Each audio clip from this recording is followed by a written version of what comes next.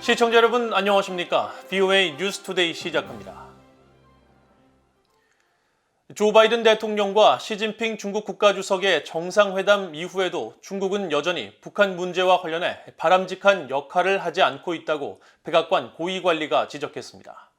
그러면서 중국은 북한의 최대 교역국이자 안보리 상임이사국으로서 영향력을 행사할 것을 촉구했습니다. 첫 소식 박형주 기자가 보도합니다. 백악관 국가안보회의 NSC의 존 커비 전략소통조정관은 5일 온라인 브리핑에서 지난달 미중 첫 대면 정상회담 이후 중국이 북한 문제와 관련해 협력 의지를 보이고 있느냐는 질문을 받았습니다. 커비 조정관은 조 바이든 대통령이 당시 정상회담에서 시진핑 주석에게 중국이 북한에 미칠 수 있는 영향력에 대해 매우 분명히 밝혔다고 상기했습니다. 북한의 최대 교역국이자 유엔 안보리 상임이사국인 중국이 북한의 도발을 막기 위해 대북 지렛대를 활용해야 한다는 것입니다. And we would like to see them use that influence appropriately, not only as a bilateral neighbor and chief trading partner with North Korea, but also as a member of the UN Security Council. 커비 조정관은 그러나 중국이 바람직한 효과를 내는 방향으로 대북 영향력을 사용하는 것을 우리는 보지 못하고 있다면서 오히려 북한은 지난달만 해도 더 많은 미사일을 발사하는 등 미국의 기대와는 정반대의 상황이라고 비판했습니다. 그러면서 북한이 핵실험 등 추가 도발을 하지 않도록 중국은 영향력을 행사해야 한다고 거듭 강조했습니다. Over the last week or so, yet more missile launches from North Korea. So we believe that there's still a lot more work to be done, and we would like to see China pitch into that work. 앞서 조 바이든 대통령은 지난달 14일 인도네시아 발리에서 시진핑 주석과 만나 중국이 북한의 장거리 미사일과 핵실험 등을 말릴 의무가 있다는 점을 명확히 했다고 밝혔습니다. 하지만 북한은 지난달 18일 대륙간 탄도미사일 ICBM 화성 17형으로 추정되는 탄도미사일 발사를 감행했고 이후 중국은 미국 등이 추진한 유엔 안보리 의장 성명 채택에 거듭 제동을 걸었습니다. 이런 가운데 토니 블링컨 국무장관은 전날 언론 인터뷰에서 미중 정상회담 후속 논의를 위해 내년 초 중국을 방문할 계획이라고 밝혔습니다. VOA 뉴스 박형주입니다. 유럽연합 EU가 북한인 2명과 기관 한 곳에 대한 인권 제재를 1년 더 연장하고 이번 결정이 전 세계의 인권 침해와 학대를 규탄하겠다는 유럽연합의 의지를 확인하는 것이라고 밝혔습니다. 유럽연합 이사회는 5일 보도자료를 통해 북한 등 여러 나라에서 발생한 심각한 인권 침해와 학대에 책임이 있는 개인과 기관에 대한 제재를 오는 2023년 12월 8일까지 1년 연장하기로 결정했다고 밝히고 이에 따라 정경택 북한 국가보위상과 리영길 사회안정상 등 개인 2명과 중앙검찰소 등 기관 한 곳을 비롯해 전 세계 개인 17명과 기관 5곳에 대한 제재가 계속 부과될 것이라고 강조했습니다. EU 이사회는 이번 결정은 전 세계 인권 침해와 학대를 규탄하고 모든 수단을 사용할 것이라는 EU의 의지를 확인하며 인권이 보편적이고 불가분하며 상호 의존적이고 연관돼 있다는 점을 재확인하는 것이라고 설명했습니다. EU의 인권 제재 대상은 EU 국가 내 입국이 금지되고 영내 자산이 동결되며 EU 회원국 개인이나 기관이 제재 대상에게 직접 또는 간접적으로 자금을 제공하는 것이 금지됩니다. 주한미군 7공군은 중국과 러시아의 군용기가 한국의 방공식별구역 카디즈를 무단 침범하고 있는 것과 관련해 한국을 방어하고 어떠한 위협에도 대비할 수 있도록 한국 공군과 함께 계속 훈련하고 있다고 밝혔습니다.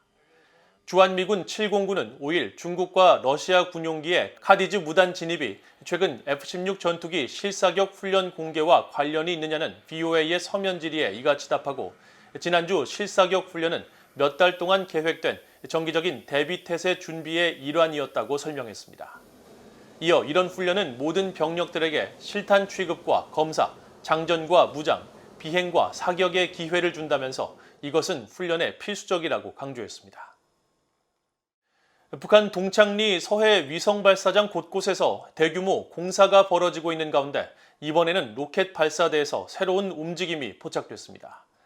평소 발사대를 가리고 있던 개폐형 패널이 열리고 타워 꼭대기에 설치될 것으로 보이는 크레인으로 추정되는 물체가 포착됐습니다. 함지하 기자가 취재했습니다. 북한 함경북도 동창리 서해 위성발사장의 겐트리 타워, 즉 로켓 발사대 일대를 촬영한 지난 1일 플래닛랩스의 위성사진입니다. 겐트리 타워 남쪽 구조물 아래쪽 부분에 대형 하얀색 물체가 매달린 듯한 장면이 보입니다. 하얀색 물체는 바로 옆 북쪽 구조물의 개폐형 패널로 남쪽 구조물까지 큰 각도로 열린 상태거나 원래 있던 자리에서 해체돼 남쪽 구조물 쪽에 놓인 것으로 전문가들은 추정했습니다. 이 개폐형 패널은 비와 눈으로부터 로켓과 발사대를 보호하는 용도로 평소엔 발사대를 덮고 있다가 발사 임박 시점에는 열리는 형태입니다. 위성사진 분석가인 데이비드 슈멀러 제임스 마틴 비확산센터 선임연구원은 5일 BOA와의 전화통화에서 개폐형 패널 안쪽, 즉 발사대에서 활발한 작업이 이루어지고 있는 정황이라면서 발사대 주변에 놓인 수많은 자재들을 주목했습니다. And then we do see an image with what might be part of the bottom series of environmental covers on the launch gantry open as well. But we're still waiting to see more imagery to make that call. What it is, but one possible interpretation could be that they have the bottom segments of the launch gantry open. But that would make sense if they were working on the gantry tower. 또 다른 위성사진 분석가인 닉 한센 미국 스탠포드대 안보협력센터 객원 연구원도 패널이 열려있는 사실에 주목하고 새로운 로켓이거나 미사일 발사를 위한 준비 작업일 수 있다고 추정했습니다. Bigger rockets, new propellants. So all the stuff they have in there for the propellants on the Unha has got to be replaced because you'd never use it again. 한센 연구원은 그러면서 겐트리 타워의 크레인이 사라진 사실에도 주목하면서 발사장 중심부 바닥에 놓인 2개의 대형 물체가 새로운 크레인 자재일 수 있다고 설명했습니다. 북한은 지난 2012년 4월과 12월 동창리 서해 위성발사장에서 광명성 3호 장거리 로켓을 발사한 데 이어 2016년 2월 광명성 4호를 이곳에서 쏘아 올렸습니다. 하지만 유엔 안보리는 탄도미사일 발사 기술을 활용한 북한의 발사체 발사를 금지하고 있고 북한의 인공위성 발사 역시 탄도미사일 기술이 사용되는 만큼 안보리 결의 위반입니다. BOE 뉴스 함지하입니다. 브라질이 최근 대북 제재 실효성에 의문을 제기한 자국 유엔 주재 차석 대사의 발언에 대해 대북 제재는 정치와 외교적 수단을 포함해야 하는 광범위한 것으로 대북 접근의 유일한 도구가 될 수 없다고 해명했습니다.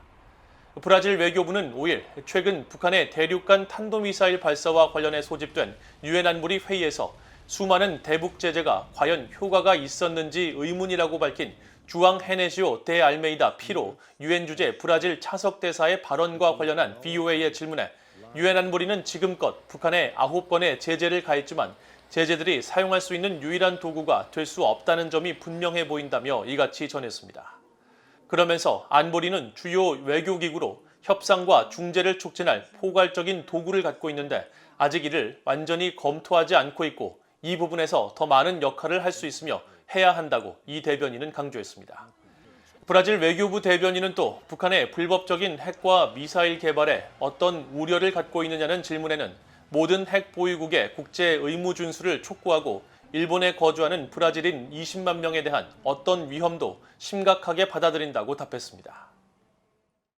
유엔 산하 식량농업기구 FAO가 북한을 또다시 외부의 식량 지원이 필요한 국가로 지정했습니다. FAO는 2022년 4분기 분기별 보고서를 최근 공개하고 북한을 우크라이나와 미얀마 등과 함께 외부 지원이 필요한 45개 나라에 포함시켰습니다.